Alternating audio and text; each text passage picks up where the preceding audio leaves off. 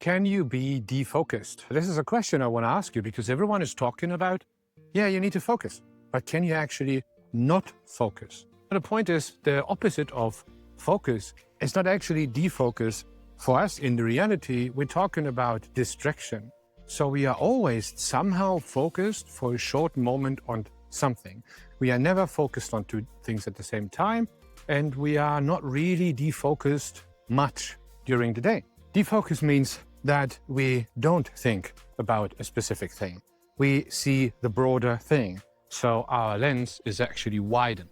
Instead of narrowing down on something and jumping between some focuses, people in a very negative way do this with, for example, alcohol or something like that, where they actually lose focus. And this is a relief for the mind to not focus. Understanding the differences is always one of the most important things. So in order to make something out of it, you need to understand the differences between the focus and the defocused state, where you can actually relax. So when it comes to mentoring, mentees often try to convince me that they don't need to journal. They don't need to journal because, they can just focus when it's necessary by themselves. In reality, that doesn't work. Every time I asked for that, it wasn't working. It's basically the same for me. It doesn't work. So the reason why I teach journaling as an actual method is you need a method to focus. You can't focus without a method because otherwise your mind focuses on something, loses focus, refocuses again.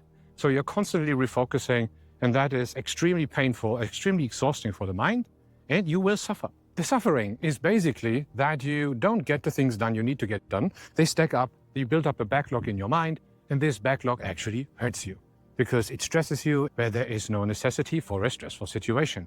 Makes sense, right? Right. I hope so. The best thing you can do is to learn to be deliberately and intentionally in a focused state and to learn, oh, there's a deer.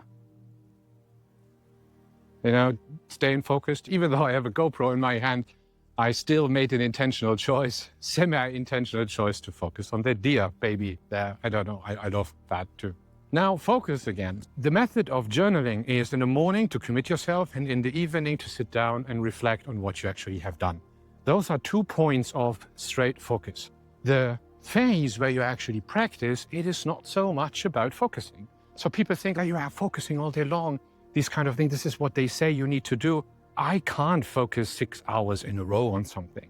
This is the reason why I split my day in different parts. In the morning, for example, I have a focus phase right after journaling. No one is allowed to talk to me.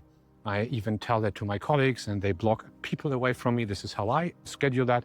In the noon, I have a free slot of 1 hour. Whatever I want to do there, I do. Sometimes it's even computer playing on my Steam Deck, just for relaxation. Sometimes it's going out like this. It is for defocus. It is to reset my mind from the morning focus. And then I'm basically going into client meetings for 1 or 2 hours where my clients can speak to me and basically dump their issues onto me. Then in the afternoon, I have a focus phase again, where I focus once again, which is late afternoon actually, after official work hours, because no one distracts me there. I don't have that in the back of my mind and can just do it.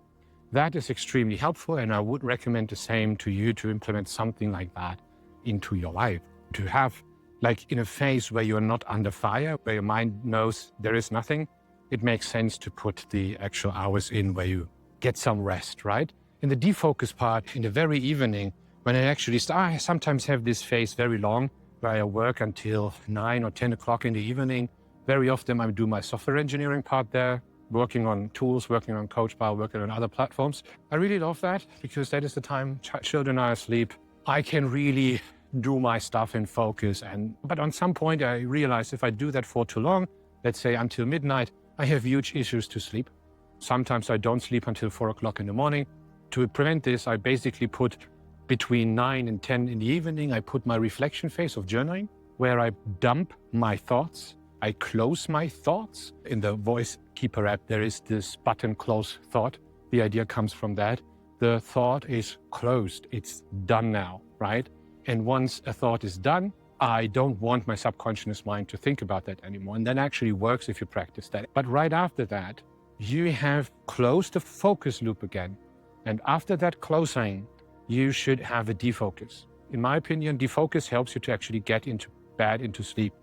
This last defocus can be as well watching videos, reading something, reading philosophy, playing games. When I play games, it's only on my Steam Deck. I don't have a gaming PC anymore, even though I was playing more than 40, 50,000 hours in my life. Lot, right? So, but this computer is now with my son. I don't want to have a gaming PC anymore because of that reason, because I don't want to sit down too much. I don't want to sit down for gaming. Gaming for me, and I know that many of you do the same thing, is a form of defocus for me. It's a time I spend. Of course, I enjoy it. I love it. I play mostly games like Project Zomboid because you can die there.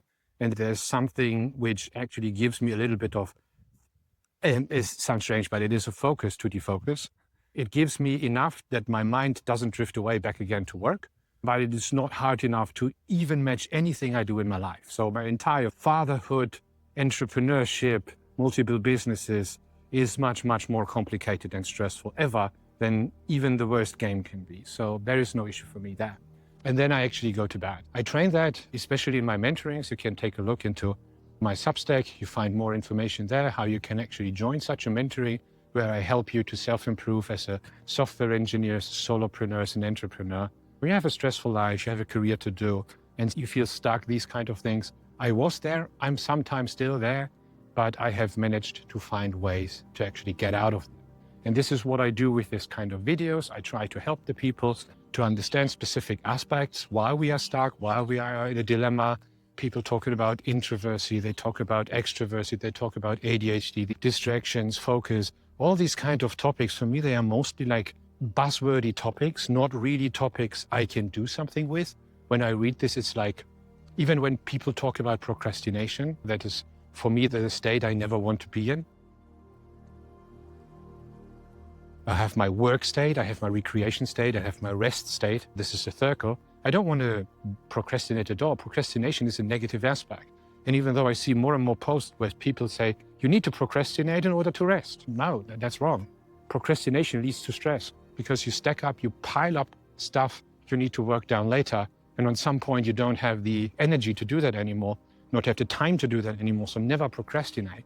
So my recommendation is to commit yourself in the morning on paper, write it down, who you want to be, what you want to do, what your signal is, not your to-do, your signal towards your potential. That's a different thing.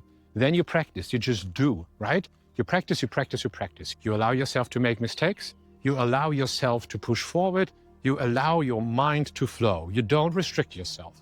You just intervene in the moment. That's the Stoic approach now I teach as well, is you allow yourself to intervene when emotions come up. But as long as they don't come up and you can work, just go and do. And even if you have positive emotions, use them as well. Go forward, try things. And then in the evening, reflect. Put your time at best before bed where you start to reflect who you were, where you're living up to your commitments, where you're following your signals, who were you, and where you're actually progressing towards something in your life, towards a potential, right? And that is important. You need to have those two milestones where you actually need to be focused. And the time in between is a mix of focus, defocus, focus, defocus. And you need to learn the difference in order to understand when to apply which pattern and when to be in which state. But never, never, please never procrastinate. Procrastination is wrong. Procrastination is ego's work. It is the reason why so many people actually burn out. It is not the amount of work you do. It is the amount of work you've piled up and you can't work down anymore because you have never intervened to actually get the things under control again. Yeah, learn that, think about that, take that with you. I wish you a great day. Have a nice one, everyone. See you next time. Goodbye.